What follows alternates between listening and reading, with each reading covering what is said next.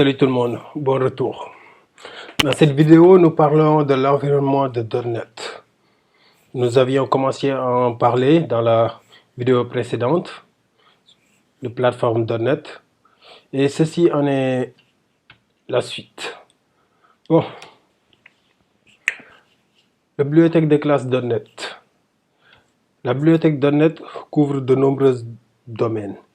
GUI, collection, les réseaux, la sécurité, les bases de données, Link, langage de requêtage, le web, aussi les threads. Les classes de la bibliothèque sont organisées dans des espaces de nom ou namespace, équivalent des packages Java. On peut notamment citer system.io pour les entrées et les sorties, system.drawing pour faire du dessin, system.windows.form pour la gestion des fenêtres, system.text pour le traitement des chaînes de caractères. Pour accéder aux ressources d'une librairie, il faut donner le chemin complet dans la hiérarchie des espaces de nom. Par exemple, system.console.write pour appeler la fonction write. Pour alléger le code, on utilise le mot-clé using, permettant d'accéder directement à un niveau de la hiérarchie. Using system console.write. Salut tout le monde. La gestion de la mémoire. Dans la vidéo précédente, on avait commencé à en parler et dans cette partie, on va les détailler. Le CRR, Common Language Runtime, dispose d'un ramasse-miettes qu'on appelle Garbage Collector, qui se charge de détecter automatiquement la mémoire qui n'est plus utilisée et de la libérer. .NET différencie deux types de code. Le code manager, dont la mémoire est gérée par le ramasse-miettes, le Garbage Collector. Cela concerne probablement tout le code que vous écrirez. Le code non managé, dont la mémoire n'est pas gérée par le ramasse-miettes. Vous devrez probablement interagir avec du code non managé. Le code non managé est constitué des bibliothèques non .NET qui n'appartiennent pas au framework .NET que vous allez utiliser et des ressources système.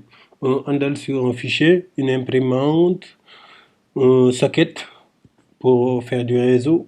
Les objets qui contiennent des ressources non managées proposent tous une méthode dispose ou close qui entraîne la libération des ressources.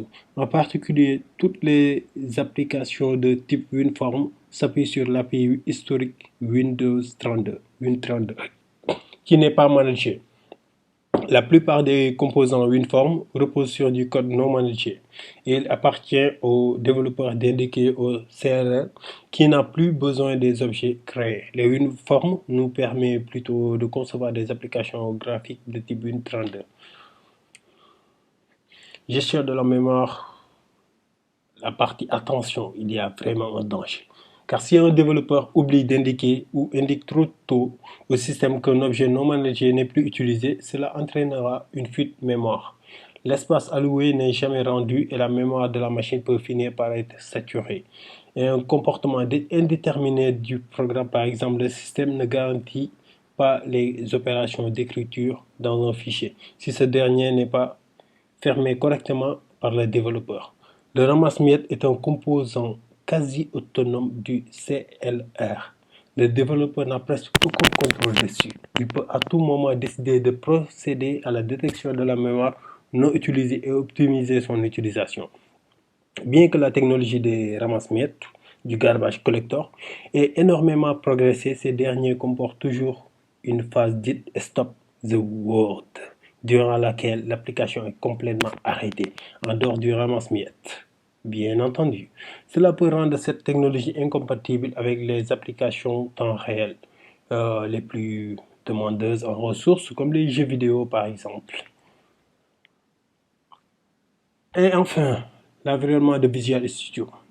Visual Studio est l'environnement de développement intégré, ce qu'on appelle un IDE, édité par Microsoft qui offre un support étendu pour les applications .NET. Visual Studio est un environnement comprenant entre autres un éditeur de code avec l'outil de complétion de code et de refactoring IntelliSense. C'est son nom, IntelliSense. Un debugger, un profiler, mesure des temps d'exécution, de l'utilisation de mémoire, pour mieux nous aider, en fait, nous les concepteurs, les programmeurs.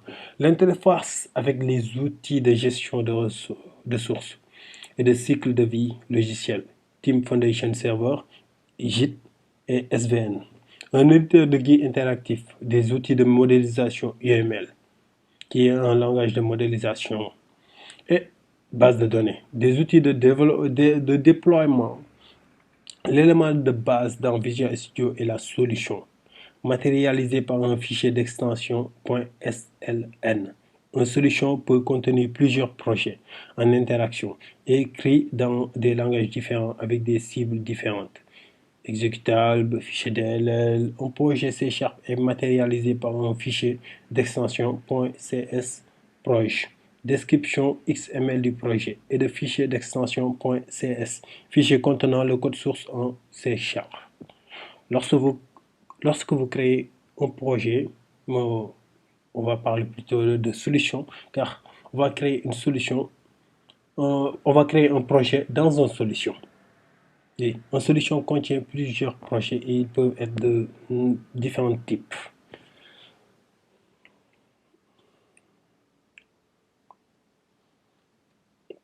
Lors de la création d'un projet C# avec GUI, on doit choisir le type de GUI. Il peut être une application console application, s'exécutant en mode texte dans un terminal Windows par exemple CMD. Voilà.